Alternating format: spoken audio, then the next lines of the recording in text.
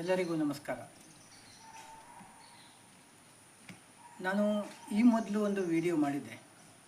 ಈ ವೇಣು ಮೋಟರ್ಸಿನ ಈ ಥಂಡರ್ ಸ್ಕೂಟಿಯನ್ನು ತಂದ ಫಸ್ಟ್ ವೀಕಲ್ಲಿ ಒಂದು ವಿಡಿಯೋ ಮಾಡಿದ್ದೆ.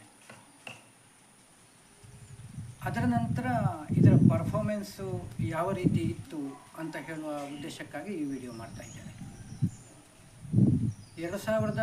ಡಿಸೆಂಬರ್ 2023ಕ್ಕೆ ಈ ಗಾಡಿ ಪರ್ಚೇಸ್ ಮಾಡಿದ್ದು.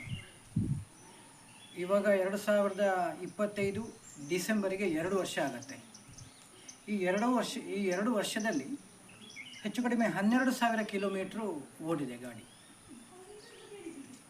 ಪರ್ಫಾರ್ಮೆನ್ಸ್ ಹೇಳಬೇಕು ಅಂತಾದರೆ ಈ ವೇಣು ಮೋಟರ್ಸ್ನ ಈ ಥಂಡರ್ ಸ್ಕೂಟಿ ನಿಜವಾಗಿಯೂ ಜನಸಾಮಾನ್ಯನಿಗೆ ತುಂಬ ಅನುಕೂಲ.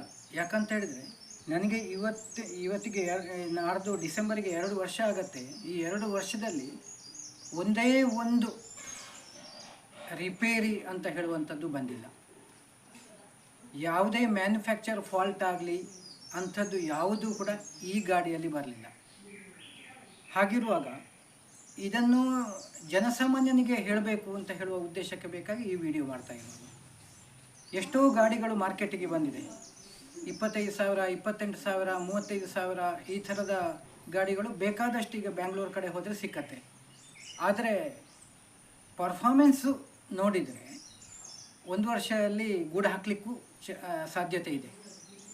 ಆದರೆ ಈ ಥಂಡರ್ ಆ ಕ್ಯಾಟಗರಿಗೆ ಸೇರಲಿಲ್ಲ.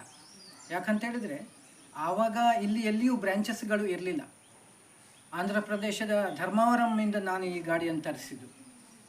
ಆವಾಗ ಅಲ್ಲಿಂದ ಬುಕ್ ಮಾಡಿ ಟ್ರಾನ್ಸ್ಪೋರ್ಟ್ ಮುಖಾಂತರ ಮ್ಯಾಂಗ್ಳೂರಿಗೆ ಬಂದು ಮತ್ತೆ ನನ್ನ ಕೈ ಸೇರಿತು.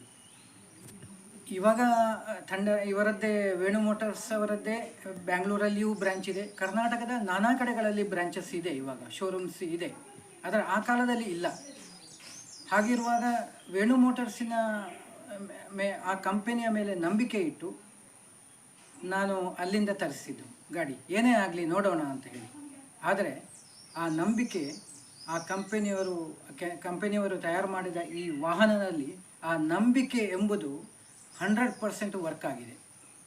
ಆದ ಕಾರಣ ಎಲ್ಲರೂ ಕೂಡ ಈ ಚೀಪ್ ಕ್ವಾಲಿಟಿಯ ವಾಹನಕ್ಕೆ ಅಥವಾ ರೇಟಿಗೆ ಸೋತು ನಿಮ್ಮ ಅಮೂಲ್ಯವಾದ ಹಣವನ್ನು ಕಳ್ಕೊಳ್ಬೇಡಿ. ಒಂದು. ಎರಡನೇದಾಗಿ ಈ ವೇಣು ಮೋಟರ್ಸ್ ಅವರ ಈ ಥಂಡರ್ ಪ್ರತಿಯೊಂದು ಹಳ್ಳಿಗೂ ಪ್ರತಿಯೊಂದು ಮನೆಗೂ ತಲುಪಬೇಕು.